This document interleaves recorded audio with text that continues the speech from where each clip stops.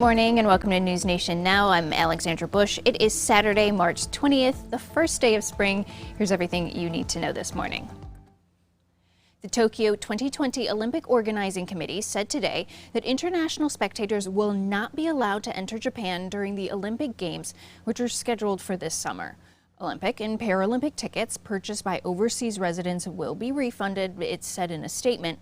The Tokyo 2020 Olympic Games were postponed last year to 2021 due to the coronavirus pandemic. The identities of all the victims shot and killed at Atlanta area spas have now been released. 6 of the 8 victims were of Asian descent. Yesterday, President Biden and Vice President Harris traveled to Atlanta to condemn the violence and meet with Asian American community leaders. Earlier yesterday, Biden also called on U.S. lawmakers to quickly pass a COVID-19 hate crimes bill, saying while the motive was still unknown in this week's shooting in Georgia, the nation faced an ongoing crisis of gender-based and anti-Asian violence.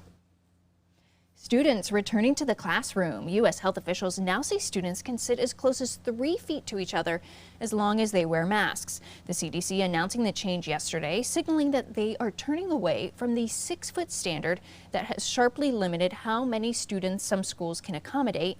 However, the CDC says students should still be kept 6 feet apart at sporting events, assemblies, lunch, and choir practice.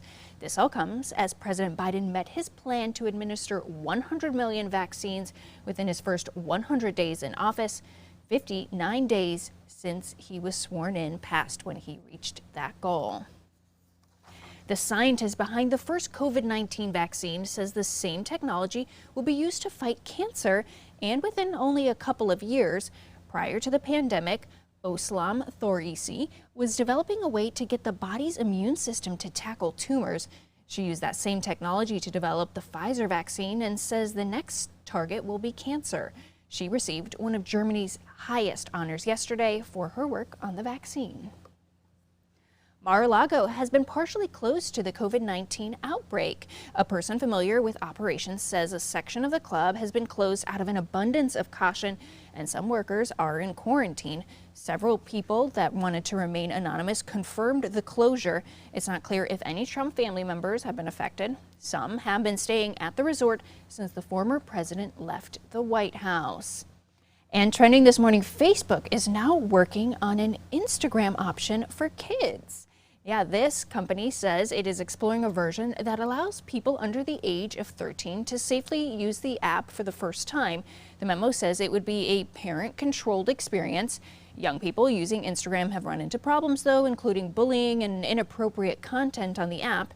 And some parenting groups want Facebook to discontinue its Messenger Kids app, saying it negatively impacts child development. No word yet on when the app might be available. For now, I'm Alexandra Bush. Thank you so much for watching NewsNation Now. Stay with us throughout the day for breaking news coverage here on our app and website. Plus, be sure to tune in tonight's NewsNation broadcast.